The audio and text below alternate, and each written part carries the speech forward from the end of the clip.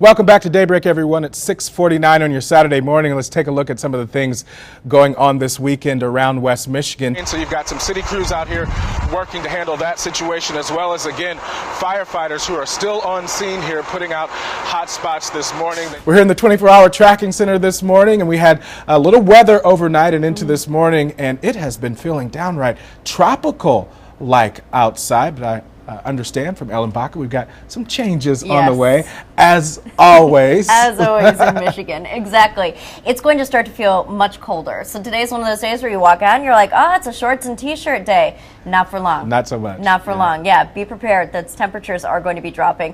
All right, Ellen, thank you. Overnight, police in Phoenix had to line up and keep two groups of protesters apart as they argued outside a mosque over freedom of speech and insult to Islam. The rally was organized by a Phoenix man who says that he's a veteran and believes that Islam is a violent religion. He led about 250 people who carried pistols, assault rifles, American flags, and drawings of the Prophet Muhammad. He claimed that the two Muslim men who opened fire at a Texas convention on May 3rd were frequent visitors to the Islamic Center in Phoenix. That group was met by an equally sized group of counter-protesters preaching love and tolerance. Protesters were outside that center until after 2 a.m. this morning. Also new this morning, President Obama has signed a disaster declaration for several Texas counties. Now they'll be able to get federal disaster aid funding. Meanwhile, authorities say that they've recovered 4 more bodies, adding to the growing death toll inflicted by record-setting storms that continue to submerge highways and flood homes. 28 people are now confirmed dead because of that flooding.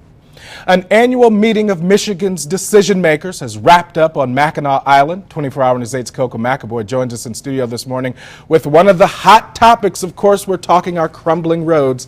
Good morning, Coco.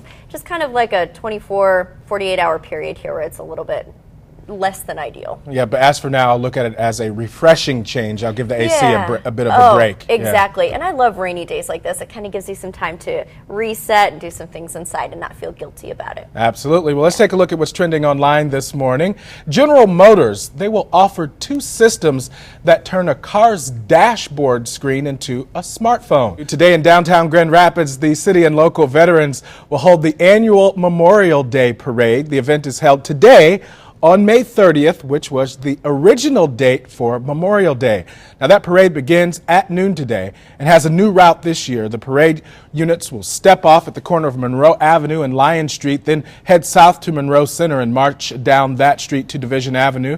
The parade will then turn onto Fulton Street and end at Veterans Park. The traditional ceremony of remembrance will follow the parade at the park. Special recognition will also be given to local Gold Star mothers. Those are women who lost a son or daughter overseas.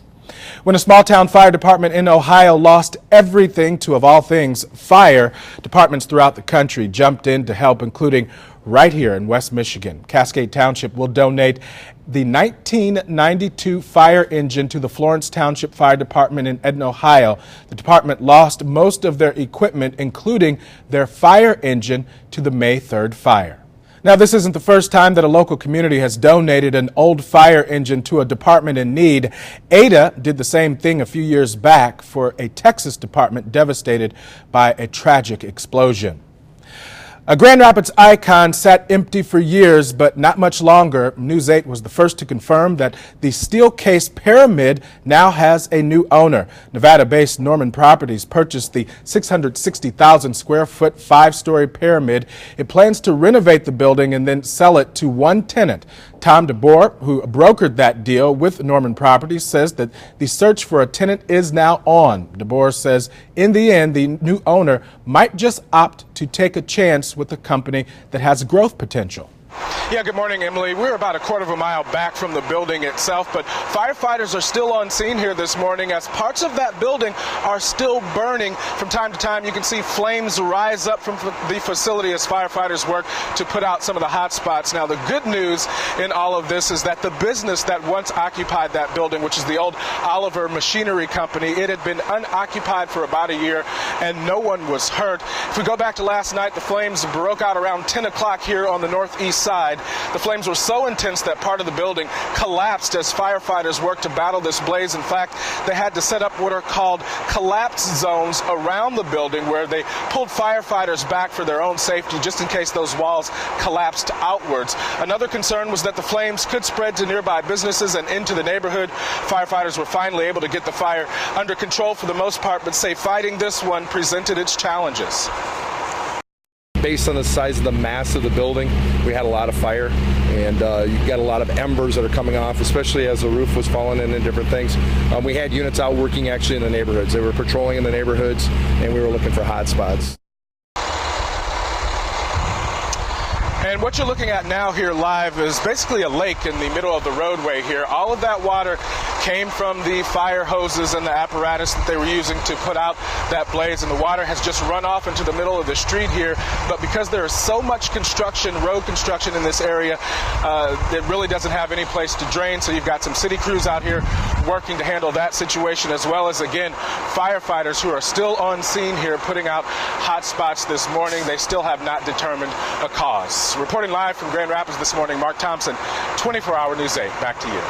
It was a grisly scene on South Division this morning as first responders worked frantically, attending to a man stabbed in broad daylight. Where this happened, was there a fight that led to this, or how strange? Let's just say alcohol was a factor. Apparently they were joking with each other. Somebody said the wrong thing, it got a little heated, and this resulted in the stabbing. As the victim was rushed to the hospital, the search for the suspect was on. He ran from the scene but didn't make it far as police caught up with him within minutes at his house off Darwin and Burton Southwest, just blocks away from the stabbing scene. He was taken into custody without much incident and is now facing charges. Quick and effective work by Grand Rapids police, made possible, they say, with the help of witnesses who identified the suspect at the stabbing and led them right to the house. How important is it for witnesses to help? It's so important. Without witnesses to tell us what happened when we get there and everybody's gone, you're starting with zero and nothing to build on. So witnesses played a crucial role again in this. In Grand Rapids, Marc Thompson, 24-Hour News 8.